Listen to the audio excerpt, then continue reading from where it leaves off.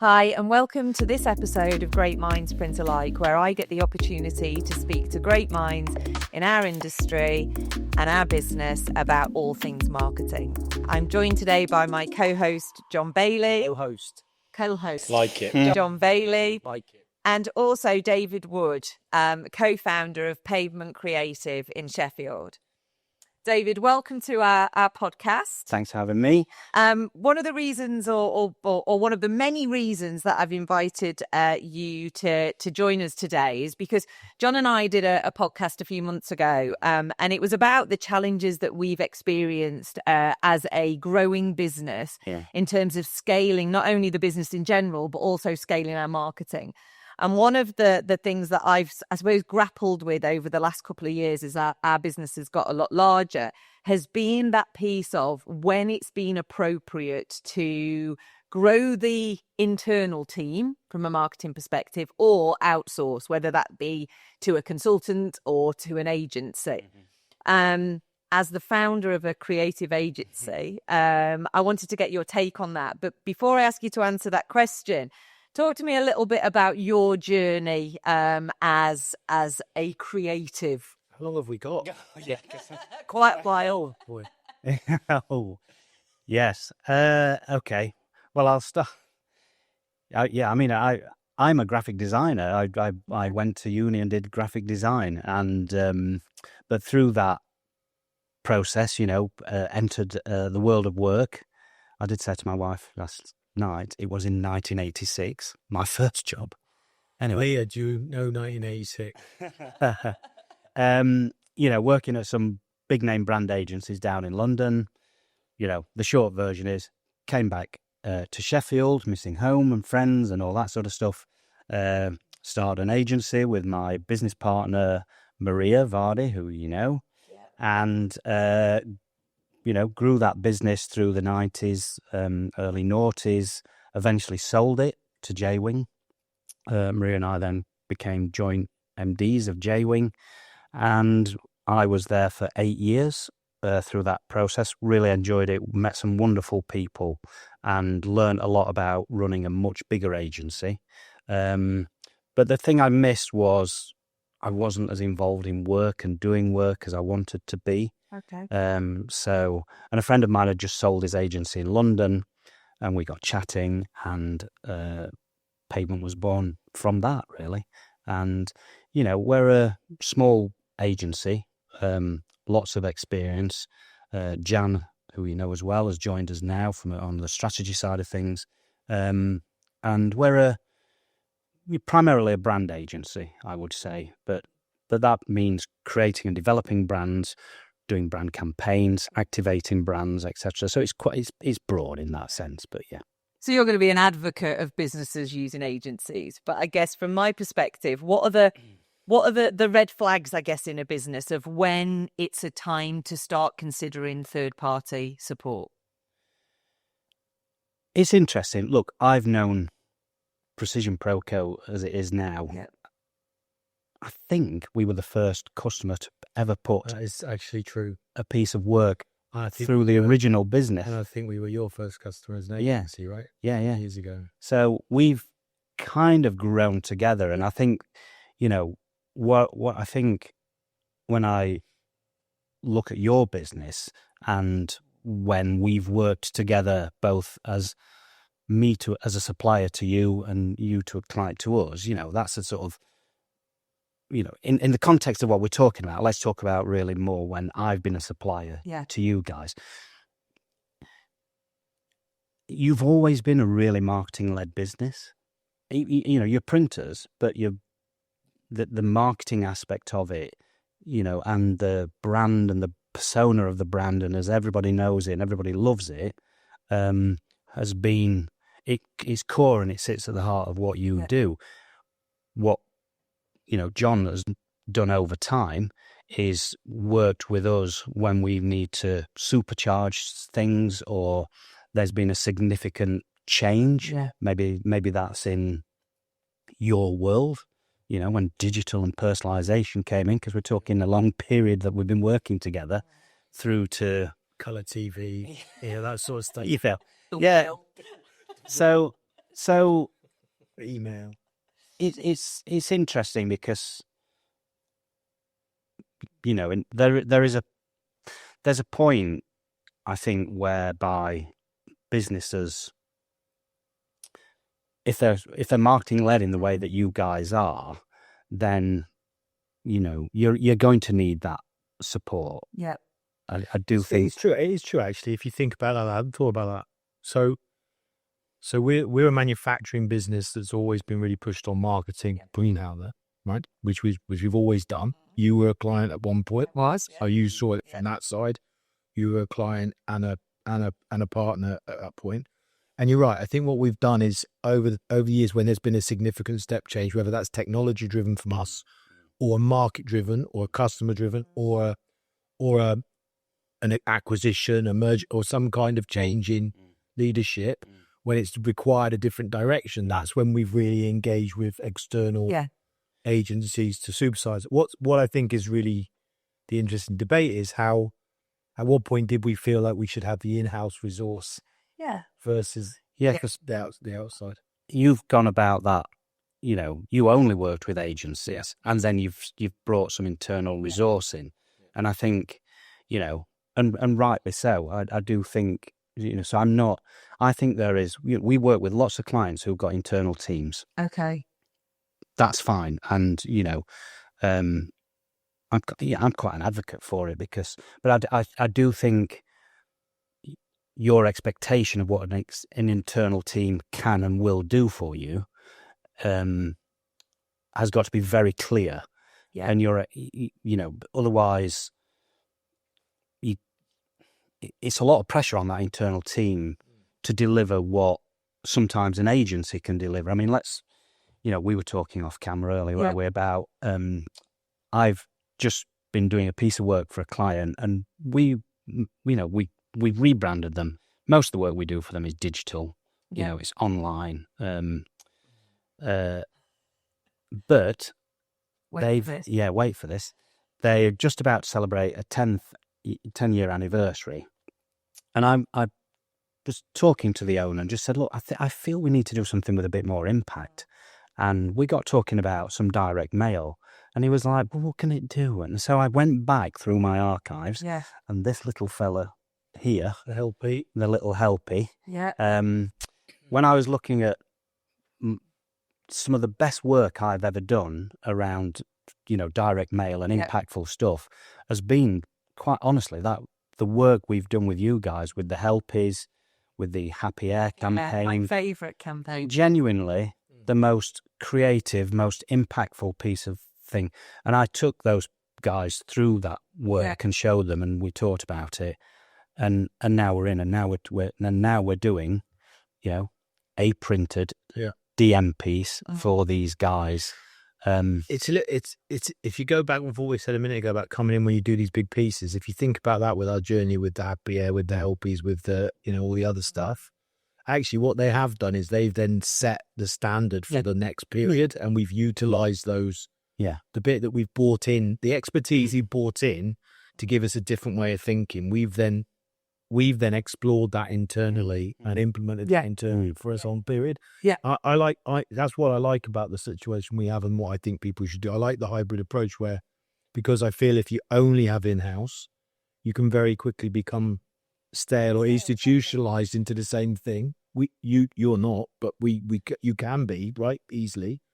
And so when you bring in that different approach every now and again, just to change it up, it just helps. Yes. And the benefit that I guess I've had over the years of, you know, us approaching it with that hybrid approach, as you call it, has been that piece of when I can pick up the phone to David and go, can I just have 5? Because we're a small team. There's me and Steph and Leah, but it's a small team. Sometimes I just need somebody else's point of view. So it's not necessarily always about delivering a project or creating something with me or for me, but it's also that mentor piece, and that I've got a safe space where I can say, Dave, I'm struggling with this, or what's your view on that, or do you know how someone would do that? Somebody can help me with X? Absolutely. It might not be me, but yeah. And I think there's huge amounts of value to that. It's the old grey hair, mate. That's what does it. The grey hair. It's the old grey hair. Yeah. I'm dreading going, Greg. You'd be all right. You'll pull it off, Daryl. Sure. So no, I guess for other businesses though, Yeah. what usually is the driver for them to start to look at using third party? Is it lack of skill within their organization? Is it the fact that their organization is growing and therefore it's the volume of work that's required? What do you find that tipping point is? I think it's the other way. I think most people don't start with any internal resource. Okay. I think they, look, we're talking about different kinds of, we work with a lot of high growth and, startup sort of type businesses as well. They have the energy of the owners or, founders of the businesses or the teams that are built around it and you don't resource internal. Depends whether you're talking about studio type resource or marketing type resource. And what are you? For me, it's Because a lot of people have marketing Yeah. managers or directors for whatever, let's call them. Yeah. And I suppose is the question more, do I have an internal studio to support that, or do I, go externally for it? It's not necessarily the studio piece of it, Right. or delivery piece. It's more for me the creative piece and the ideation and the direction piece. When do people start looking outside of themselves? For me, one of the things in the more recent years is pre-COVID, when we were a smaller business, you were more hands-on with marketing. Yeah, you can't afford to be as hands-on with marketing now. So for me, the benefit of having third-party support has been that I've got someone else to throw ideas around with. Not that we don't anymore. I'm only laughing because I'm resisting the urge to say when it was great when I was When you were involved, yeah, I'm back in the day. resisting the urge. But it's true, but I don't have the benefit of your creative input that I had at one point. Everyone, you get mentors in for leadership. You get salespeople training for this. You get production training for skill sets on the shop floor. You don't often see people actually investing in mentoring for marketing or leadership in marketing to help structure the team. And I think that is quite a key point. It's not always about getting creative support. It's actually about how to build a marketing team, how to bring in new people into the marketing team and mentor them. What skill sets do we now need? And I put some posts out early on LinkedIn about the skill sets we now need. We're sat here doing a podcast. This is not my natural habitat, right? This is not my. I mean, people will struggle to see it's not only, but staying in it. But we're having to do things different, and it's the same in the marketing world, right? You're having to do more online content. We're a print company. We push personalization in print, but actually we're having to do the TikTok and we're having to do the. But it's hard for you to be good and expert in all those areas. So that's but what analogy is better? If you're a conductor of an orchestra, you've got your various. Yeah, but you don't play the violin, but you don't do the oboe. When you don't play, exactly. Yeah, and I think that blend of internal support and knowing when to go external is really, so. If those two things are referred to earlier, the helpers and the happy air thing, I'd like to think that. And you guys are really creative. I'd like to think that would not necessarily have happened had you not come to us. He's smiling. It's my idea. honest girl. Yeah. At some point, to bring that to life and it have the success it did, and you were super invested in it equally by backing it and things like that. So but I also want on that note, I think it's really interesting. You say about us because there have been times when we haven't agreed. Well, and I said to you I was going to bring one up, and you know what I'm going to talk about. Oh, let's talk about this. Black Friday. Let's talk about this. Black Friday is something between us. Yeah, I'll let him lead.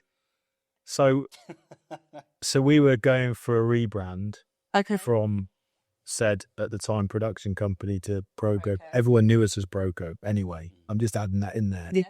We paid a lot of money for our agency to work on a new brand and come up with our new name. Okay. And they came up with our new name, which was Proco, and we were all using it. So no, joking aside, we were less than. I was potentially less than happy. Okay. With the work that had been done, and so we had Black Friday because when we showdown, we went down to the agency to discuss. I can't imagine the difference of opinion. And right? That's 100%. You're stood here. You're sat here today, so that was obviously a healthy discussion. Yeah, and we came out of Black Friday. Yeah. With the opinion of, I print stuff. Yeah. Dave designs stuff. It's a design conversation. Stay in your own lane. Stay in your lane. But in all seriousness, it was a very, very good discussion. It was healthy. It's very healthy. Yeah. And we debated why we didn't like it, and then the science behind the work that had been done. And it was a good lesson for me to understand that just because you have an idea and an opinion doesn't mean you can necessarily deliver it in the same way. Yeah. And interestingly, I would say it was probably we went with it, and it was probably one of the most. Well, it was the biggest change in success in branding over the last 30 years. Yeah, yeah. But I think so. Some of that came because there was trust. Yeah. So in the relationship, there is trust and value of opinion. Yeah. So people, as John said, I do this, you do that. So there's a belief and trust in the relationship that you're getting good advice. How do you get that? Well, you earn it from our perspective. Yeah. So you earn it through delivering over a number of years and responding in that way. The benefit of that for you as customers of ours at that point is that we understand the brand. Yes. And we get it, and we get the ambition. So our job then is to do what we're good at and to bring that to life. But there's a lot of factors, that make that sort of still that it work. And those things I say, trust, understanding, a brave client, because some of the stuff we were suggesting, particularly visually and creatively in that sense, and some of the out there things that fell out of it as well. Yeah. You were brave in that way, but you've always been a business that stood out within the field of its competitors, and that's why people enjoy working with you, and you built the business that you have. I think one of the key things. Sorry, I think one of the key factors when you're looking to choose whether to stay in house or move out is it's quite scary if you've got in house and you suddenly want to go out. Yeah, especially for a marketing team, because the marketing team are like, "Whoa, hang on a sec, why are we talking to this outsider? Are you getting rid of us?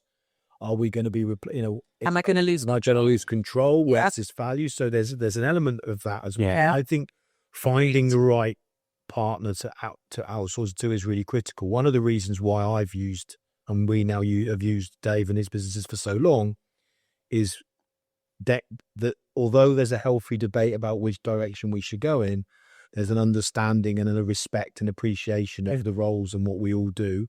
And Dave's ability to translate why the creative element looks like it does and the value that's going to have gives us as a company the trust that it's going to work. Back to that Black Friday thing, once you expand it and the logic, I think there's a real key in making sure you're in synergy with your agency, rather than just changing for the sake of changing because it's a new idea or it's being forced upon you. I think that ability to explain is really key. Yeah.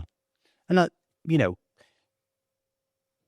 that doesn't, getting back to the point, internal teams and the purpose of them. And, as I said, many of our clients have internal teams, and particularly sort of, studios within them as well.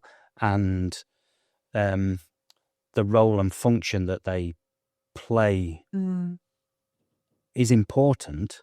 It's interesting. I read something the other week just about because sometimes there's a financial driver. Yeah. People think, well, I won't work with an agency. I'll just build this thing internally, and because I'm just asking an agency to do me presentations, or it's because it's not always big rebrands and glamorous campaigns, is it? Sometimes there's the day-to-day stuff that supports the business and what it's doing.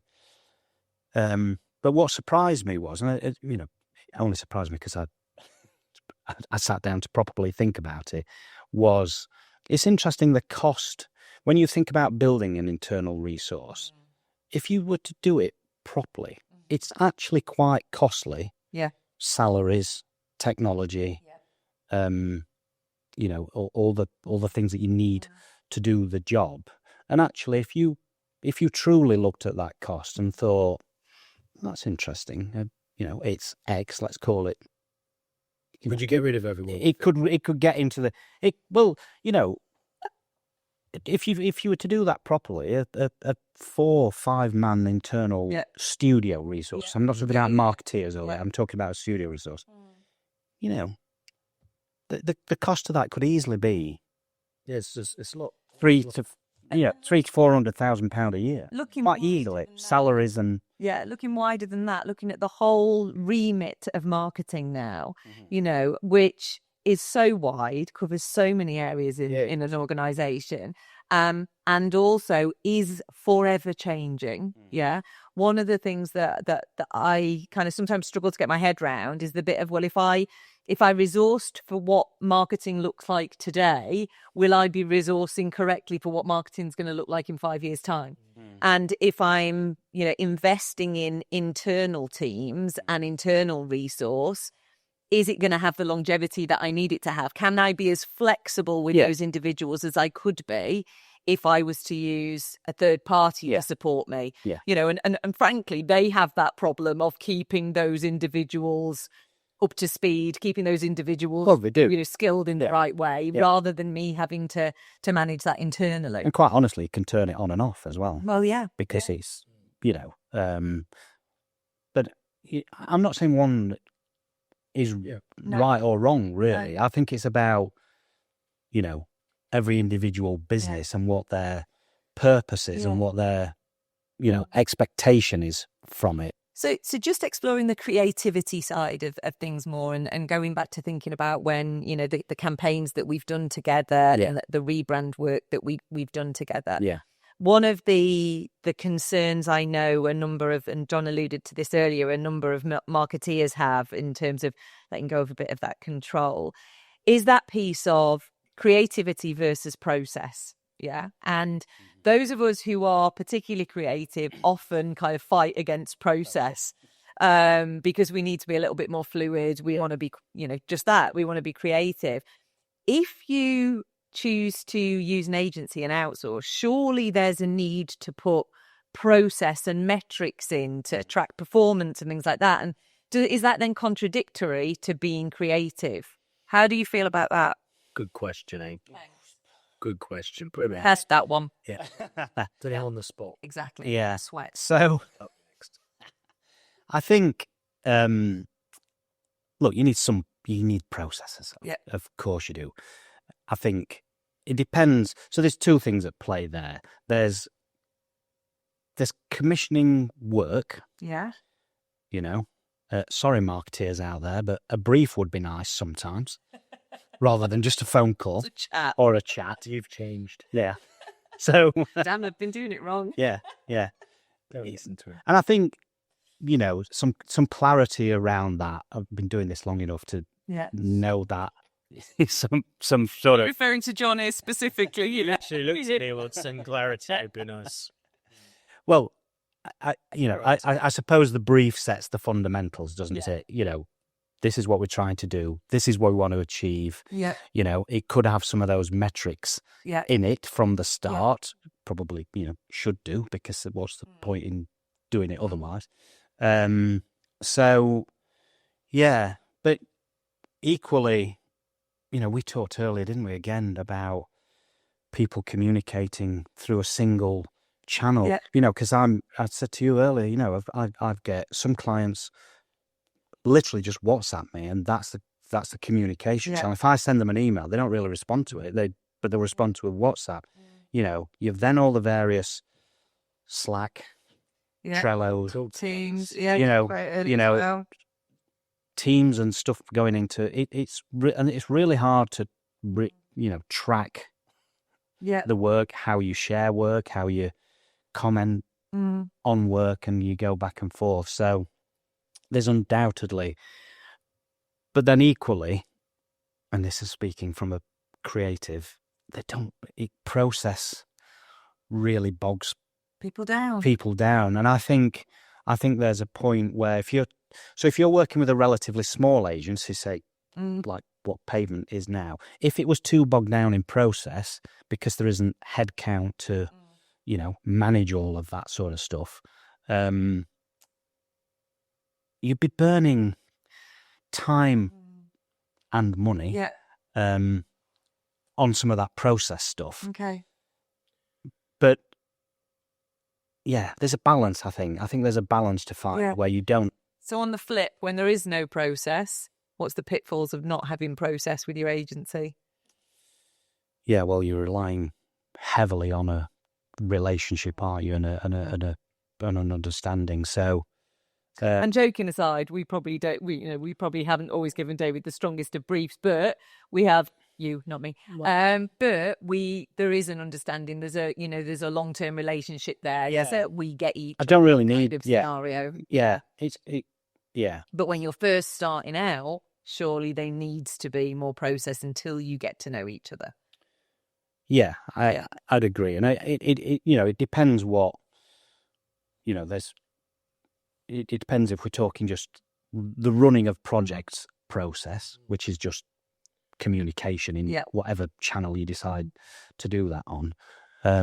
Do you think, just to sort of have a question, do you think because everybody now thinks they should have a KPI and an ROI and an SLA and all that shit, which actually does destroy creativity to a point and becomes the driver, do you think that is affecting the ability for agencies to actually let go and be creative and riskier and brave. more brave? Because actually we're all hit up on these things that don't really matter. Because let's be honest, the minute the company becomes SLA KPI completely driven, the creativity curve is overtaken by the process curve anyway. So just probably a bit, but I think look, I'm a brand guy, so I place a lot of value on brand in its widest sense. Yes. Now brands touch people's lives differently, and in many different points and channels. You physically experience brands, you experience them online, you experience them offline through print and what have you. So I've always been an advocate that your brand and the way people consume it and experience it needs to be pretty consistent across all that. So that's brand management. Do you think so with that in mind, it's a follow-on question, because this is what I'm seeing. Everyone's entirely focused in specific businesses. There's a big transient change now of leadership in a lot of businesses now. A lot are owned by private equity and VC money. So it's a journey of a 3 to 5 year process before it's then moved on, or it's flipped on, or it's changed again. And with that come different management teams, different leadership teams, and it's purely driven on KPI and SLA. We have to deliver shareholder value for this much money in this many months and this many years, or everyone's out. And it's all about the KPI and the delivery and the tactical stuff. Yeah. Do you think that, I think it does, so I'm just putting out, do you think that's what I mean by this pressure on SLA?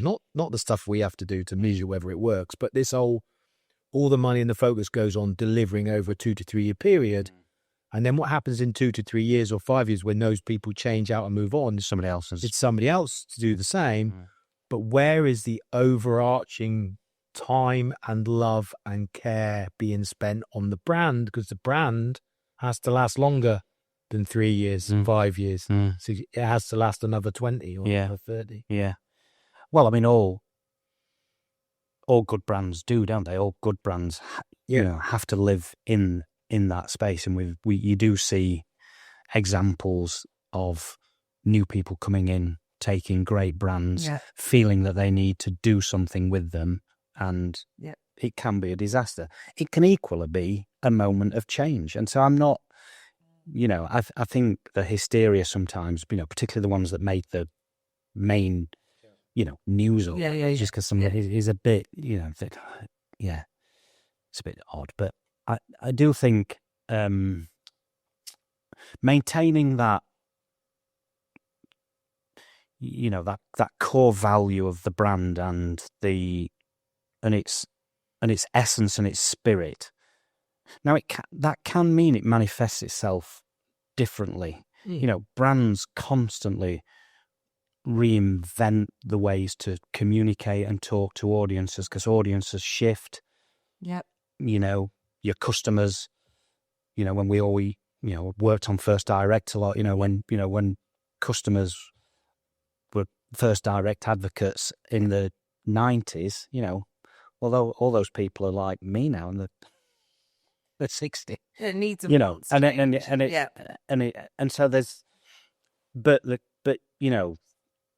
brand maintains its relevance, I think, through adaptability and being and understanding the way things change. But I think for John's point, it's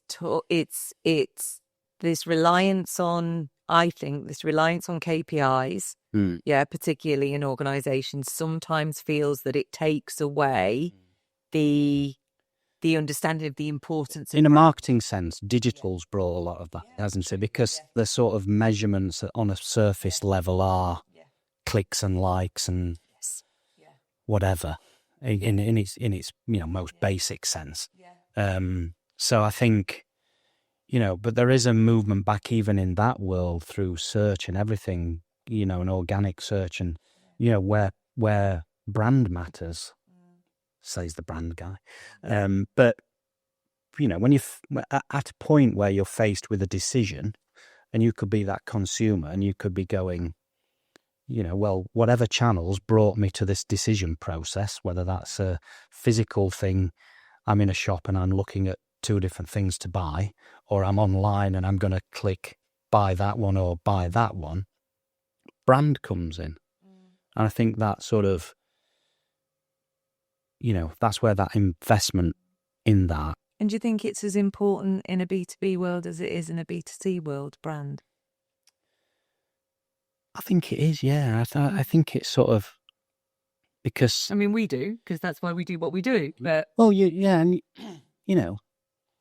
they're still customers at the end of the day. I know it's in a B2B sense, but they're still customers and they still want to, and going back to you guys, what differentiated you and what built the business from,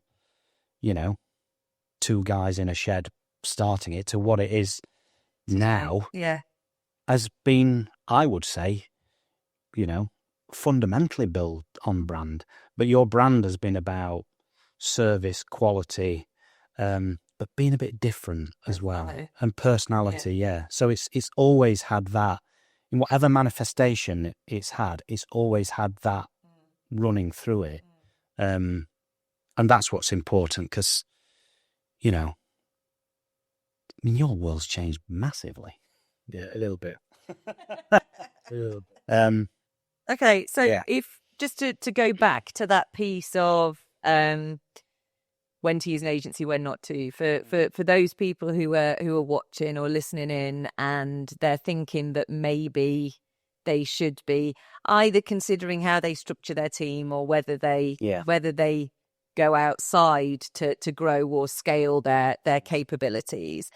I guess what's the one thing that you would ask them to consider before making that decision? The decision to go external. To go external or grow internal.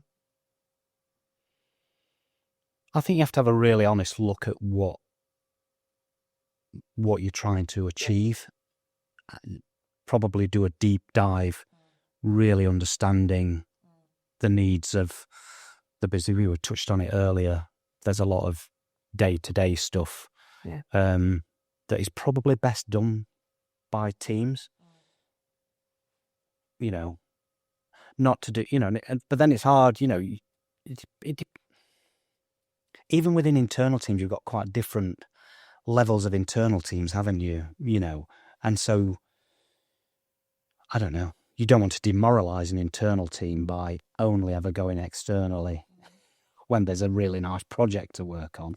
But it depends whether you've set that team up initially with clarity of what its purpose is. Because I would always say, I think, and it's not a failure of an internal team, a broader marketing team to go external. Yeah. I mean, look, let's face it, it's the way it mostly works. Yeah. People have agencies and have agency relationships. So, and I do think,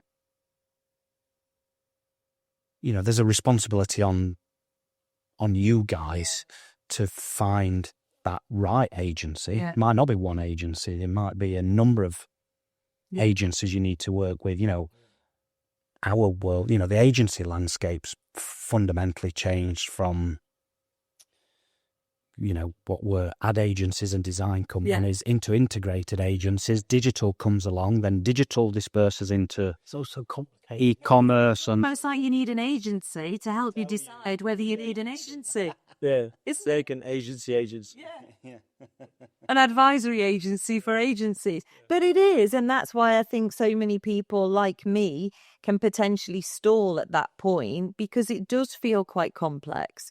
It does feel like you're making decisions that can have a huge effect on, the future direction of your team or or the marketing provision within your organization. It's a big decision to make. yeah, it is. And look, it's not a separate thing either.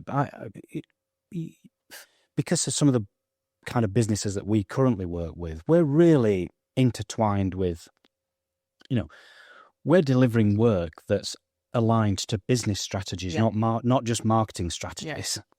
And every marketing strategy absolutely is born out of business strategy.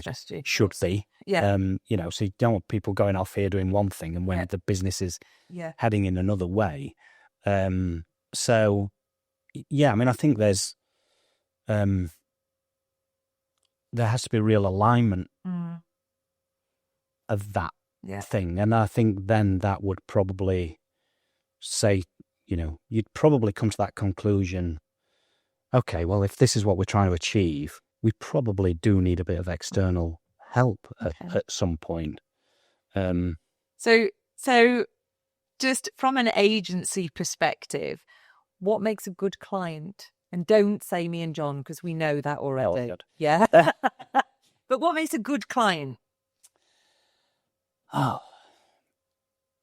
I mean, look, He has to think about that. it's good because it's quite old school to some extent. Because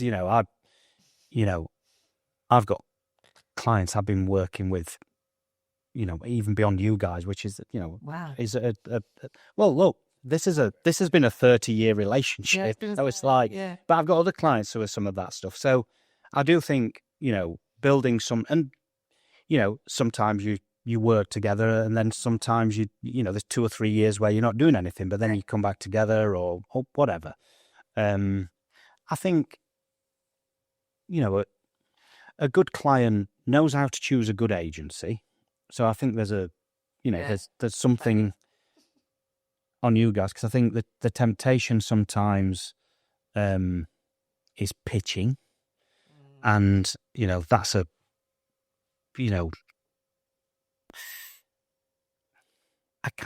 I've never done the client side job. I kind of get why clients would do it. Equally, I think if you're a good client and you know your stuff and you know your business, you should be able to speak to however many, let's say 3 agencies that have already been carefully chosen, and they, within meeting them and understanding and looking at their, previous work, or telling them, them telling you something about how they might work with you, you should be able to choose an agency. The agency on shouldn't that. have to create. I think the beauty parade, 7-page presentation. and I think the beauty parade of a creative pitch. Yeah. I know we might be going off. Yeah, but that's very Off conversation here a little bit, but I don't think it benefits everybody, because I've worked in agencies and owned, and big and small, and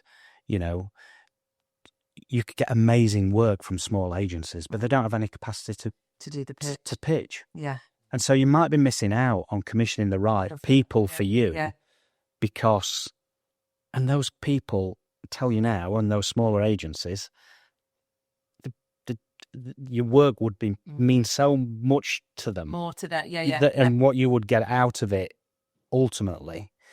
I'm not saying that, look, there are absolutely places for big agencies, because when you work on big accounts that need bodies, and you need scale, you need scale, and you need bodies there. So it's, a bit different, really, I suppose, under circumstances. And I think there's that piece of, it goes a little bit back to what we were talking about this obsession with KPIs and SLAs and things like that.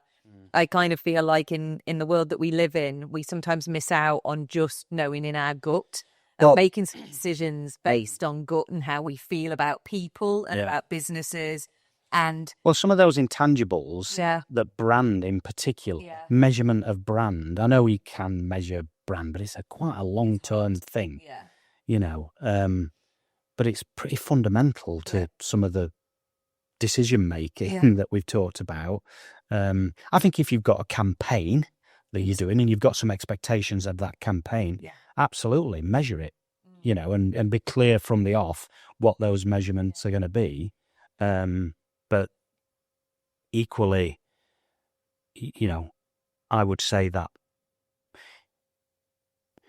I feel like we build brands to last. I really like the fact when we develop brands for people, they're not here today, gone tomorrow brands. They're sort of, they'll stand the test of time. And they will evolve. They'll evolve. And they will, and, some of the work that you do with it from an application point of view might change slightly, but the fundamentals of the brand will be there as long as they need to be. Now, if other things come along, mergers, acquisitions, whatever, that necessitate a change. But I think if you KPI the ass out of the brand, you lose. If the people don't believe in the brand, and the brand's not part of you, and it's not part of your DNA because of what it stands for, but you just focus on its deliverable as a brand, you lose. You never actually deliver it. It never becomes part of we probably don't. DNA. We probably don't actually have to build a brand. No, you don't. You're just building a tactic. You build a business campaign, and it, so, for measuring campaigns, I just feel like there's certain elements of living the brand from the minute you walk in the door to the minute you pull in the car park to the minute you go into a meeting room.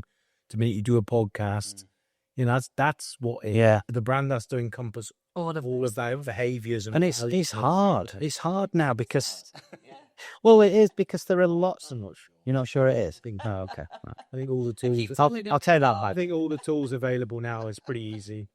Oh well, we've not even touched on the world of tools, and that's my next question. Actually. That's my next question is tech related. Actually, is the elephant in the room AI? We're all designers nowadays. Oh yeah, but you've got AI tools, that we can use, and everyone thinks that they're the next agency, right? Yeah.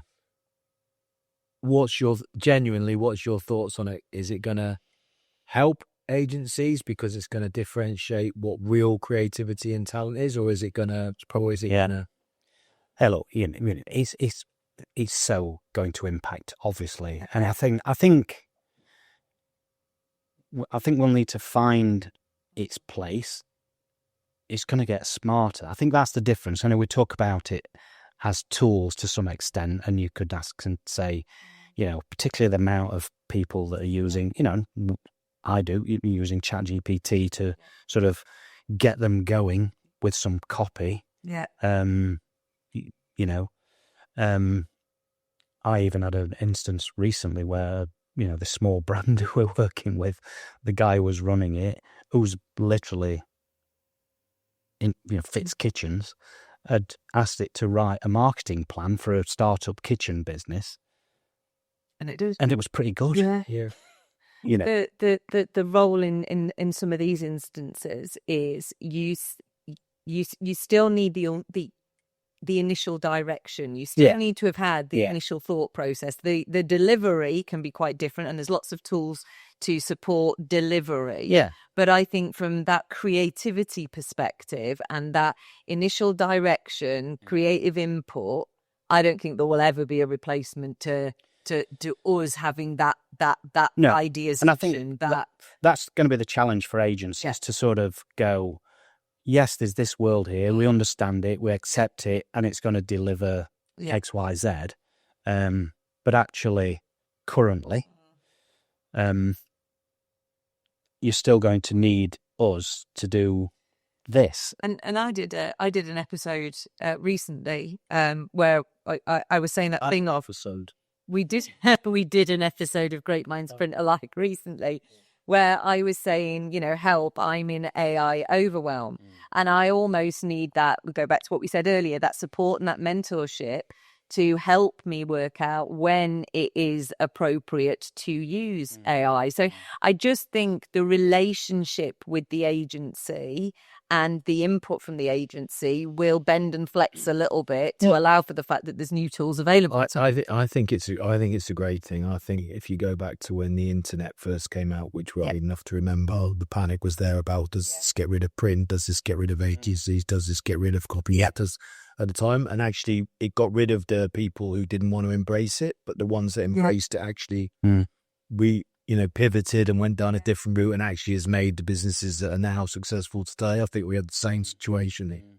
I think it's going to make agencies have to work very hard and work harder, which is a good thing. And I mean harder creatively, which is great. And it's going to actually allow them to do a lot of the delivery a lot faster. But the impact of real creativity is still going to be required, and I think you're going to be able to focus on. It's the commoditized aspect of what we do, which it will change fundamentally. Yeah. So that, I think the challenge then to agencies is, how do you find your place, and how do you bring value to people like you guys, and so that it's changing. And it always constantly, and that's the one thing that's never going to change. That adage, it's always going to change. That we do is always going to change. But I think what you don't want equally is to almost worry about it so much, second guess too much, that you never do anything. Yeah. Do what's right for now. Do what's get on with something. Do something. Try it. If it doesn't work, try something else. Yeah. And I think if you're forever worrying, in 6 months' time, this thing might be out, which changes the way I do this other thing. Yeah. I'm not explaining myself very well, but it's like I think it's the same. I think it's the same from a campaign perspective.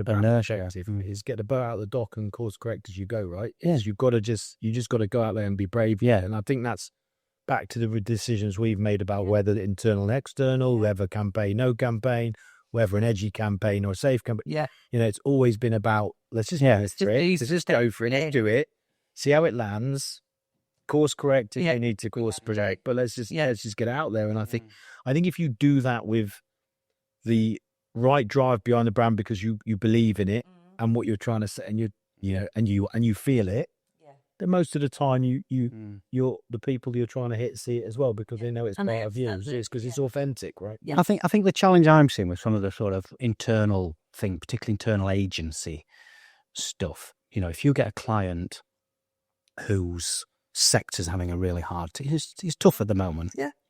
And if you get a client whose sector's having a tough time, and they're used to coming out externally but they know they've also got an internal resource.